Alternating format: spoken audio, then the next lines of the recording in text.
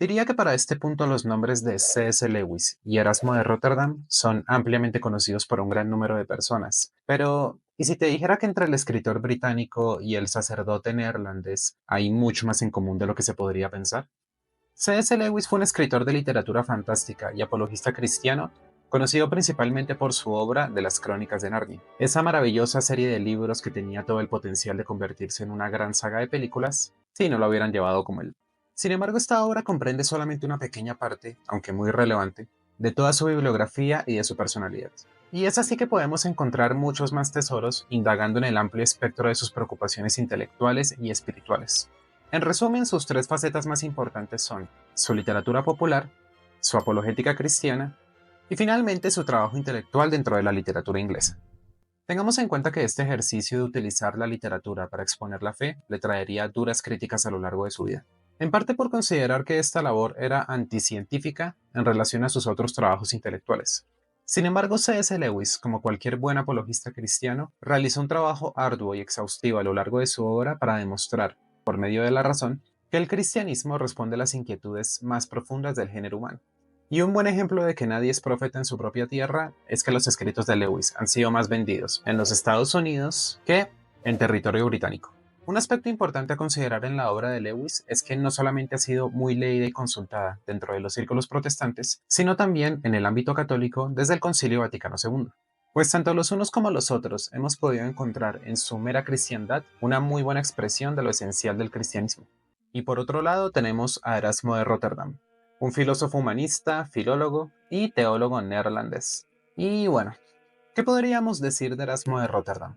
De entrada partamos de que hablar de Erasmo de Rotterdam es hablar de ambivalencias, ya que sus escritos fueron una gran influencia para la Reforma protestante y para la Contrarreforma.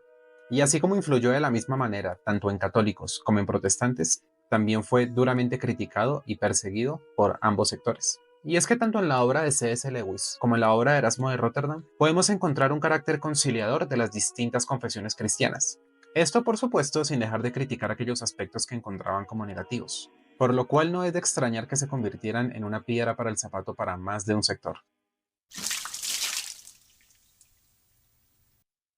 En el caso de C.S. Lewis, sus padres Albert y Florence eran dos grandes apasionados de la lectura. Vivían comprando y leyendo grandes cantidades de libros y por supuesto esta pasión por la lectura fue transmitida a sus hijos. Y es que en su autobiografía, C.S. Lewis rememora sus primeros recuerdos de la infancia, en los cuales su casa tenía una cantidad interminable de libros. Había libros en el estudio, en el comedor, en el guardarropa, libros apilados hasta la altura de mi hombro, e incluso en el desván de la cisterna. En los días lluviosos, que solían ser muchos en Irlanda, sacaba estos libros de las estanterías y se adentraba en los mundos creados por escritores como Arthur Conan Doyle, autor al que le guardo un gran cariño gracias a un personaje que, curiosamente, quizá él mismo haya llegado a odiar con todas sus fuerzas. Nuestro querido Sherlock Holmes. Un tiempo después, cuando su hermano Warney fue enviado a un internado, C.S. Lewis se volvió más hermético y ensimismado, pasando más tiempo sumergido en sus lecturas, donde se adentraba en un mundo fantástico de animales vestidos y de caballeros con armadura. Pero lo más importante es que ya para este punto no solamente se dedicaba a leer, sino que ya escribía y construía sus propias historias. Por desgracia, el fallecimiento de su madre en el año 1908 a causa del cáncer haría que Lewis se convirtiera en alguien incluso más solitario. Además de que esto terminó alejándolos a él y a su hermano aún más de su padre, quien al parecer nunca pudo terminar de recuperarse de la partida de su esposa. Este acontecimiento también tendría una influencia directa en las convicciones religiosas de Lewis. Y es que tras la partida de su madre, Lewis consideraba que Dios, o al menos el Dios que le habían enseñado en la iglesia y en la Biblia, era cuanto menos, si no cruel, al menos sí una vaga abstracción, y años más tarde se convertiría en un ateo declarado. También hay que tener en cuenta que C.S. Lewis nació en lo que podríamos considerar como el establishment protestante. Años más tarde, tanto Lewis como su hermano serían enviados a un internado en Inglaterra, internado que él mismo describiría años más tarde como peor que las trincheras francesas. Por otro lado, en sus primeros 17 años de vida podemos ver que la historia de Erasmo de Rotterdam no fue muy distinta, ya que a esta edad Erasmo perdería a su madre producto de la peste y su padre los obligaría a él y a su hermano a trasladarse a la ciudad de Gouda, donde su padre también fallecería tan solo un año después, aunque Erasmo y su hermano serían llevados finalmente con los hermanos canónigos agustinianos, siendo por ende apartado de su sueño de ir a la universidad para continuar con su formación. Y Erasmo tampoco describiría su experiencia con los canónigos agustinianos como algo que hubiera sido realmente agradable para él. Años después de su experiencia, C.S. Lewis empezaría a recibir clases del profesor Kirkpatrick, un brillante maestro amigo de su padre que se encargaría de introducir al adolescente Lewis al estudio serio de la literatura clásica y de los griegos, así como despertar su interés por el estudio de diversas lenguas como lo son el alemán, el italiano y el latín. Y es que Kirkpatrick estaba muy interesado en que C.S. Lewis estudiara estos autores en sus idiomas originales, y también le enseñó al joven Lewis los principios de la crítica y el análisis, enseñándole a hablar, pensar y escribir con lógica. Y esta pedagogía de Sir Kirkpatrick fue tan efectiva que años más tarde, cuando el joven Lewis presentó su examen de admisión para la Universidad de Oxford, no solo pasaría este examen, sino que obtendría los máximos honores. Por su parte, Erasmo de Rotterdam recibió la instrucción de Alexandro Egio, director de la Escuela de San Lewin, fundada por los Hermanos de la Vida Común, lo cual inculcaría en Erasmo un gran interés por los autores clásicos. Tras esto, Erasmo intentaría ejercer cierta presión al papado para que su residencia ya no se encontrara en la casa agustiniana, pues lo que él estaba buscando era el permiso de Roma para poder seguir su formación libremente, ya que la escuela agustiniana, según pensaba Erasmo, tenía como principal objetivo truncar las aspiraciones de los estudiantes. Al parecer, el objetivo que más le interesaba a esta escuela era la formación para la vida monástica, y en palabras de Erasmo, muchas veces incluso abusaban de los castigos físicos. Sin embargo, el mismo Erasmo reconocería años más tarde que esta escuela agustiniana habría influido de manera muy importante en gran parte de su pensamiento, ya que al parecer esta escuela era una de las pocas en la época que se dedicaría a denunciar los abusos y los excesos del clero, lo que por supuesto supondría el motivo final de su desaparición. Erasmo también narra que durante su tiempo en esta escuela se encontraba realmente abatido, dedicando todo el tiempo que creyera necesario a su autoformación. Volviendo a Lewis, vemos que para este punto había adoptado dos tendencias. La primera, legada por Kirkpatrick, acerca de pensar críticamente y de cuestionarse incluso de las ideas aparentemente más simples. Y en segundo lugar, estaría la Universidad de Oxford, que le entregaría un amplio espectro de ideas. Y es en la Universidad de Oxford donde varios de sus compañeros lo incitarían a que reconsiderara sus ideas acerca de Dios, ya que en Oxford los libros, las ideas y los debates eran el pan de cada día. Y es que Lewis, sin ningún otro propósito en su vida más allá de estimular su imaginación, alimentar su curiosidad intelectual y hacer escritos para publicar y para la posteridad, al final disfrutó plenamente de su vida académica.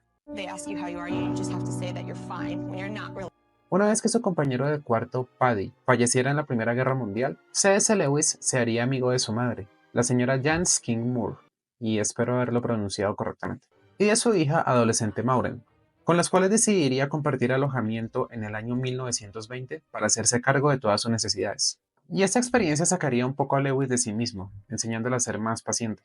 Además conocería al hermano de la señora Moore, un veterano de combate que sufría serios trastornos nerviosos a consecuencia de la guerra.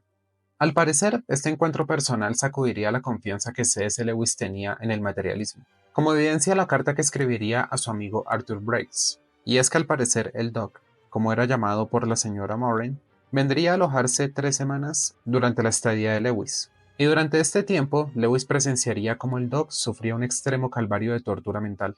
Y es que después de este ataque, cuando el Doc fue hospitalizado, Lewis escribió a su amigo las siguientes palabras: pensaba que Doc se encontraba en el infierno. Agotó su cuerpo debido a las horribles torturas mentales. Y luego murió de insuficiencia cardíaca inconsciente al final. Gracias a Dios. Y una vez pensamos que podríamos ser felices con libros y música.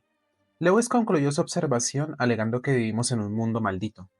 Y estas dudas respecto al materialismo serían potenciadas por sus constantes debates con sus compañeros en Oxford, así como su contacto con un libro muy importante llamado El hombre eterno del autor Gilbert K. Chesterton, personaje del que definitivamente tenemos que hablar en este canal. Y ahora que estamos hablando de los amigos de Lewis en la Facultad de Inglés de la Universidad de Oxford, es momento de decir que junto a ellos formarían un círculo de lectura muy importante conocido como Inglings. Cabe resaltar que varios de estos amigos del círculo Inglings eran cristianos, siendo el más famoso de ellos J.R.R. Tolkien. Y es así que durante los años 20, dos caminos fueron convergiendo a la mente de Lewis. Uno de ellos era la razón y el otro la intuición. Finalmente, en el año 1929, ambos caminos confluirían, haciendo que Lewis terminara rindiéndose ante la idea de que Dios es Dios, lo cual llevó a que por primera vez en su vida se arrodillara y orara. Había muchas cosas que hicieran que este círculo literario Inglings fuera muy especial.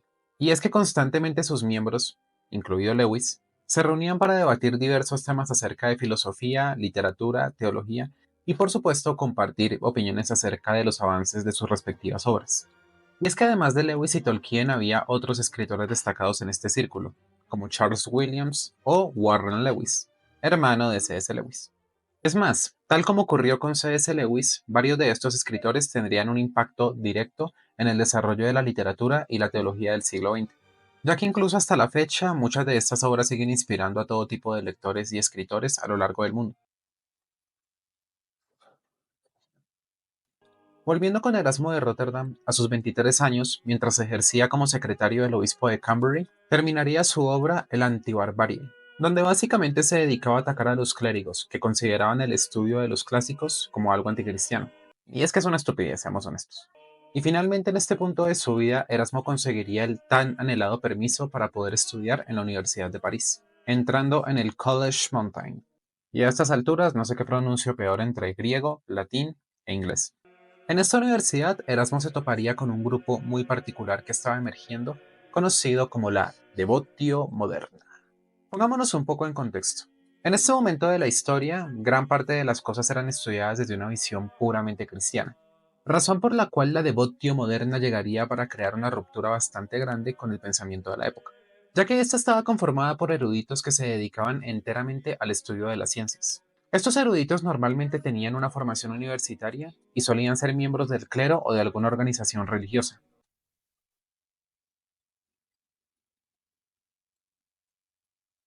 Ah, ok.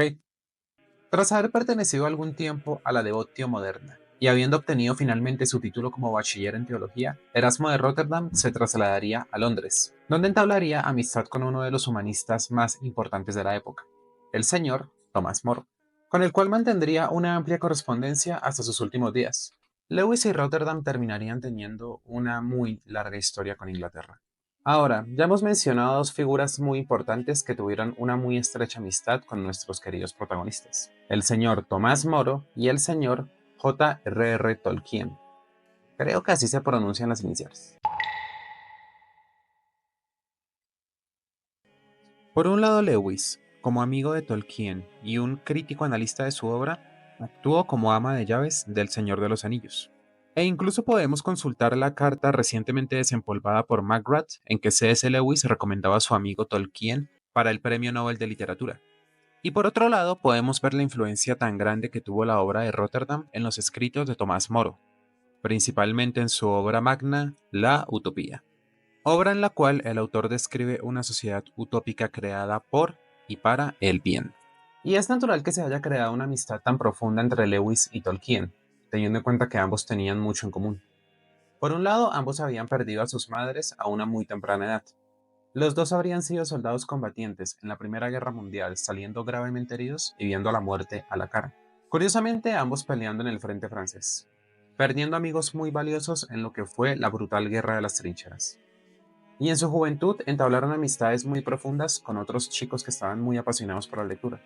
Hay numerosos escritos en los cuales Tolkien agradece a un buen amigo que le dio el aliento para llevar a cabo la publicación de sus historias, siendo las más importantes entre estas El Hobbit y El Señor de los Anillos. Dicho amigo sería ni más ni menos que C.S. Lewis. Incluso podemos encontrar que el mismo año de su muerte, Lewis escribiría a Tolkien las siguientes palabras: Toda mi filosofía se resume en una frase de tu autoría. Se hicieron obras que no fueron del todo en vano. De hecho, C.S. Lewis dedica el libro Cartas del Diablo a su sobrino, a su buen amigo Tolkien, mientras que Erasmo de Rotterdam dedica el Elogio de la Locura a su amigo Tomás Moro. En lo que respecta a la amistad entre Erasmo de Rotterdam y Tomás Moro, podemos ver que este inició en el año 1499, durante la primera visita de Erasmo a Inglaterra. En ese momento, Tomás Moro ejercía como abogado y se encargó de ser el anfitrión y el guía de Erasmo por todo Londres. Ambos compartían un profundo interés por la educación, el humanismo y la reforma clerical. Erasmo se impresionó por la virtud y la inteligencia de Tomás Moro, mientras que la erudición y la sátira de Erasmo fueron de gran admiración para Tomás. Desde entonces y hasta el fin de sus días, ambos compartirían correspondencia y consultas acerca de sus escritos. Y así como Erasmo de Rotterdam dedicaría el Elogio de la Locura a Tomás Moro, este último se encargaría de escribir el prefacio para el Enchiridion de Erasmo. Algo que me agrada de esta amistad es ver que se pudo mantener a pesar de las tensiones que podía haber entre ambos, ya que si bien Tomás Moro estaba a favor del humanismo y la reforma eclesiástica, era un profundo detractor de la reforma protestante, mientras que Erasmo de Rotterdam simpatizaba con algunas ideas de la misma e incluso también compartiría una extensa correspondencia con Martín Lutero. Y es que algunas diferencias no deberían ser realmente motivo alguno para crear bandos y enemistades. Un aspecto curioso de Tomás Moro es que a la fecha es considerado como un santo y mártir de la Iglesia Católica, pero también en la Iglesia Anglicana. En su momento llegó a ser canciller del mismísimo Enrique VIII y moriría bajo órdenes de este último tras negarse a firmar el juramento antipapista. Por el lado de Tolkien, cuando este era tan solo un niño, su padre fallecería, lo que obligaría a su madre a llevarlos a él y a su hermano a la casa de su familia materna. Y justo por estas fechas, Mabel, la madre de Tolkien, se convertiría al catolicismo junto a sus dos hijos. Y esto pese a la fuerte oposición de toda su familia que era bautista. Y a consecuencia de esto, le negaron toda la ayuda económica que le venían brindando desde que había quedado viuda. Finalmente, Mabel fallece a consecuencia de la diabetes mientras Tolkien tenía tan solo 12 años. Y desde entonces Tolkien crecería con el convencimiento firme de que su madre había sido una auténtica mártir por su fe. También conviene traer a consideración varias similitudes entre las visiones políticas de Tolkien y de Tomás Moro. Muchas personas consideran a Tomás Moro como el padre del socialismo utópico. Algunas citas que pueden demostrar este punto son las siguientes. No hay que permitir que nadie sea propietario de nada y que todos tengan derecho a disfrutar de los bienes de la comunidad. La causa principal de los males que afligen al mundo es la propiedad privada. En utopía no hay pobres ni ricos, ni mendigos ni ladrones, ni litigantes ni abogados, ni compradores ni vendedores. Mientras que Tolkien se denominaba a sí mismo como una suerte de anarquista monárquico. Si bien Tolkien es mayormente conocido como un partidario del conservadurismo y el tradicionalismo, una carta escrita a su hijo Christopher Tolkien en el año 1943 denota una expresión de ideas que podrían interpretarse como simpatías con el anarquismo. Mi política principal es una especie de anarquismo, es decir, no creo en la maquinaria del Estado moderno, y no creo que sea necesario, ni siquiera deseable, que los hombres estén sujetos a una autoridad centralizada y burocrática. Y todos los anarquistas cristianos siempre van a ocupar un lugar muy importante en este pequeño espacio. Volviendo a la biografía de Lewis y Rotterdam, una vez que Lewis se convierte finalmente al cristianismo, dedicaría los siguientes 30 años de su vida a su labor apologética, escribiendo toda una serie de libros y artículos al respecto. Para el año 1940, Lewis dedicaba horas enteras al día a responder toda la correspondencia que le llegaba.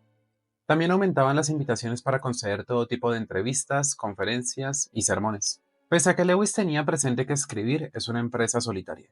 Durante ese tiempo también se dedicaba a explicar la fe cristiana mediante la cadena de radio BBC, cadena de radio que era escuchada por aviadores durante la Segunda Guerra Mundial. Antes de que esta fama literaria de C.S. Lewis se disparara, él realmente vivía de una manera humilde y se las arreglaba con muy poco. Y es por esto que cuando sus ingresos se dispararon, este se negaba a mejorar su calidad de vida, en parte por el desdén de llevar adelante una vida ostentosa.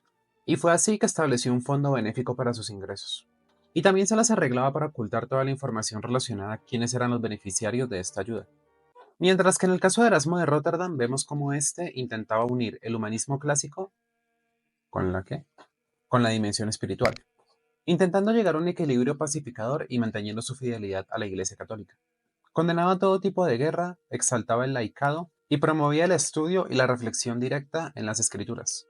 Asimismo, se opuso fervientemente a las pretensiones del clero sobre crear una especie de monopolio de la virtud. Y es que Erasmo era esencialmente un pacifista de ultranza, considerado por muchos de hecho como un precursor del pensamiento pacifista.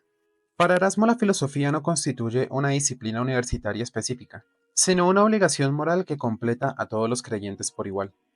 El ser filósofo y el ser cristiano se distinguen en los medios, pero en la realidad son lo mismo. En el año 1544, Erasmo de Rotterdam escribiría el Manual del Soldado Cristiano, donde deja por escrito la manera en la que una persona debería vivir para llevar su fe de una manera correcta y consistente. Si bien Erasmo no tenía un dominio muy extenso acerca de la lengua hebrea, siempre fue un gran helenista. Criticaba las traducciones al griego de la época del Nuevo Testamento y él mismo se encargaría de hacer una traducción a la Biblia que serviría como base a la Reforma Protestante. De hecho, tanto esta traducción de las escrituras hecha por Rotterdam como su visión humanista acerca del cristianismo serían inspiraciones fundamentales para lo que sería la traducción que realizaría Martín Lutero y los pensamientos de la Reforma. Tras un corto viaje a Italia, Erasmo conocería al Papa Julio II, también conocido como el Papa Guerrero debido a su ardua campaña militar. Y no es de extrañar que esto creara múltiples choques con el pacifismo de Erasmo. Tras un segundo viaje a Italia, conocería a varios cardenales y entre ellos al Papa León X. Este inmediatamente le propuso a Erasmo un cargo en el Vaticano. Sin embargo, Erasmo lo rechazó ya que no le interesaban las riquezas en lo absoluto. Él solo quería gozar de un beneficio económico que le permitiera seguir trabajando en sus escritos. Para este punto, Erasmo ya estaba muy hastiado de ver tantos abusos por parte del clero, razón por la cual se trasladaría nuevamente a Londres, donde residiría en casa de su buen amigo Thomas More. Y una vez allí, en cuestión de solo una semana, escribiría su obra magna, El Elogio de la Locura. Desgraciadamente, en esta segunda estadía en Londres, Erasmo no la pasaría nada bien. Viviría momentos de pobreza muy dura e incluso tendría que vender varios libros de su biblioteca personal para poder comer. Afortunadamente, un par de años más tarde, sería contratado como profesor de griego por la Universidad de Cambridge. Por ese trabajo obtendría una paga de 13 libras, así como alojamiento y comida aseguradas, lo cual era más que suficiente para seguir trabajando en sus obras. Años más tarde sería nombrado como rector de esta universidad. Sin embargo, muchos problemas que tenía con el dominio del idioma inglés, sumado a un sentimiento de estar desviándose de su verdadera vocación, llevaron a que renunciara a este cargo y siguiera persiguiendo su verdadero propósito, y era el seguir difundiendo su mensaje a través de sus escritos. Erasmo comenzaba a convertirse en el representante de una sección del cristianismo que estaba muy descontenta con la iglesia en sí misma. Y es durante esta época que se produce su primer contacto con Martín Lutero. Y es que algunos años atrás, Erasmo había estado trabajando en una obra titulada Querella Pacis, que básicamente era una serie de libros que incluían textos cristianos hechos para ser entendidos por el sector de la población que no era tan erudita. Textos como los Evangelios, las cartas Paulinas y el libro de los Hechos de los Apóstoles. Similar a la literatura de Lewis, la cual siempre ha sido de una comprensión muy sencilla y que busca estar al alcance de cualquiera. Erasmo tampoco consideraba que fuera un acto herético el criticar las acciones más repudiables que estuviera cometiendo la Iglesia en aquel entonces, las cuales para él eran bastante obvias. Y es por esta razón que realmente no estaba en contra de Lutero, si bien tampoco apoyaba la causa protestante. Principalmente, Erasmo no quería propiciar un conflicto armado entre cristianos. Erasmo sí creía en una reforma interna de la institución, más no en una ruptura del calibre que se daría con la reforma protestante. Y por ello podemos ver que durante todo este tiempo trató de mantener una actitud conciliadora entre protestantes y católicos. Obviamente no tenía ni idea del conflicto que se venía encima. Erasmo también se mantuvo al margen de las campañas iniciadas en contra de los reformados. Ya para el año de 1523 veremos que Erasmo de Rotterdam estaba sumergido en toda una serie de conflictos que él no había buscado en lo absoluto. Por un lado, discusiones constantes con teólogos y frailes que condenan el estudio de las humanidades. Discusiones con Martín Lutero y con sus seguidores, con los anabaptistas, y finalmente con los humanistas italianos que únicamente se centran en el estudio de los clásicos, dejando de lado las escrituras y el elemento teológico.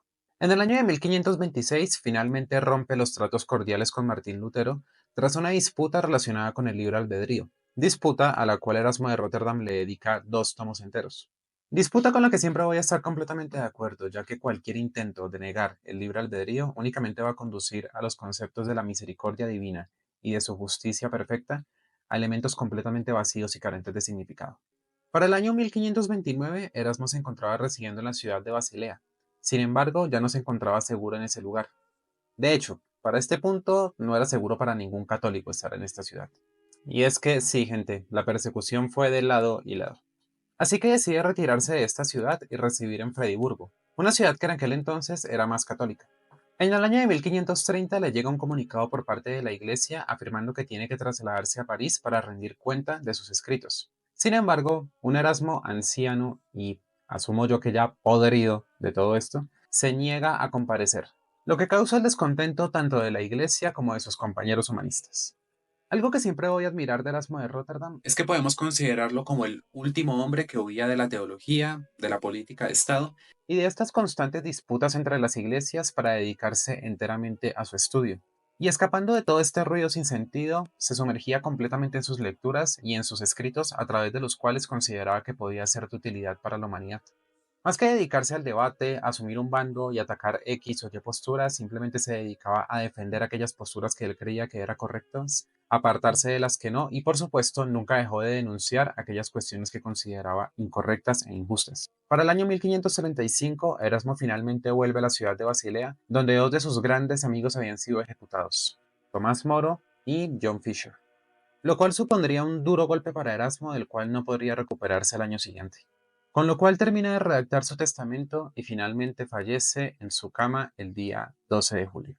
Volviendo con la vida de C.S. Lewis, un dato curioso es que durante su adolescencia recibió recomendaciones de que se alejara de los papistas, y en la universidad le aconsejaron no acercarse a los filólogos, y en una ocasión Lewis diría que Tolkien era ambas cosas. Para este punto me atrevería a afirmar que tanto C.S. Lewis como Erasmo de Rotterdam fueron arduos defensores de la mera cristiandad. No perdían el tiempo inmiscuyéndose en disputas sobre temas que no consideraban tan relevantes. Es cierto que se dedicaban a promulgar y a defender los aspectos más esenciales de la fe cristiana, sin embargo, hacían un énfasis muy importante en cuál era la manera de vivir del buen cristiano.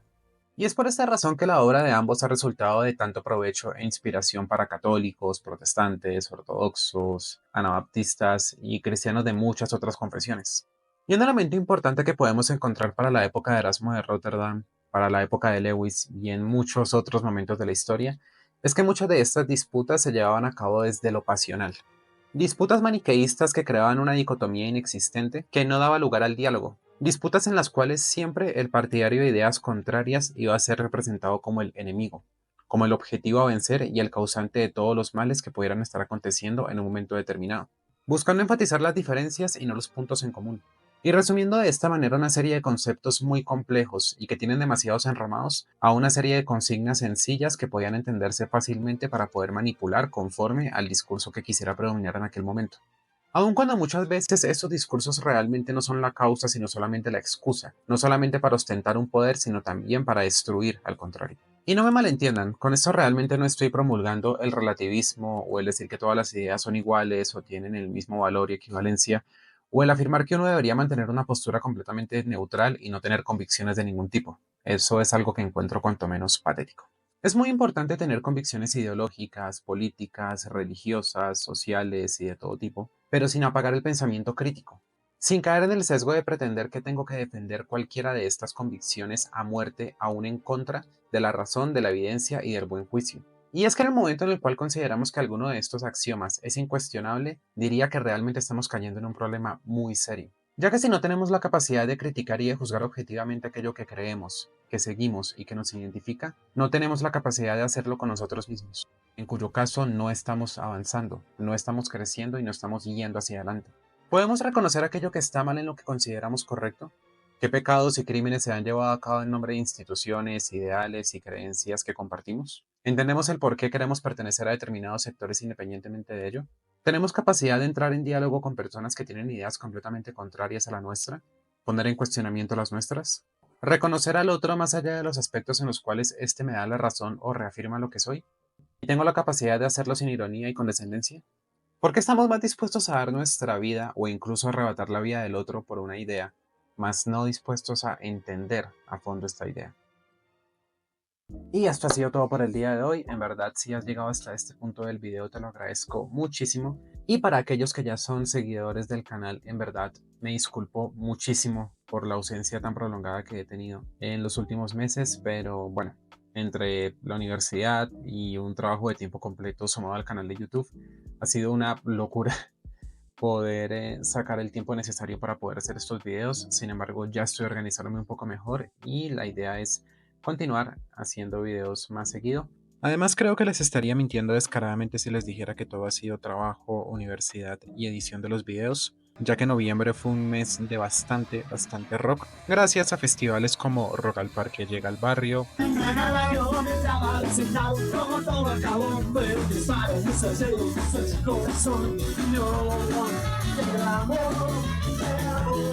el Festival de Rock al Parque,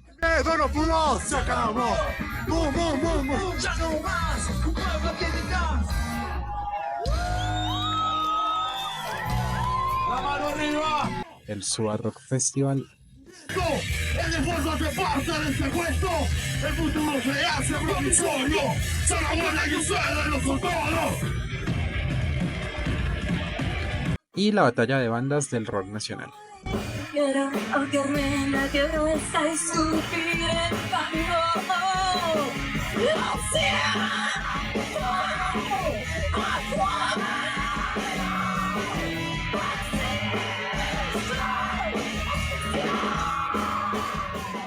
Y recuerda que si te ha gustado este video puedes ayudarnos muchísimo dándole like y dejando un comentario en la caja para que la plataforma de YouTube recomiende más el canal. Y si quieres hacer parte de esta linda comunidad, recuerda que puedes suscribirte y darle clic a la campanita para que YouTube te avise cada vez que subamos un nuevo video. No siendo más, mis mejores deseos para todos y los veré cuando los vea.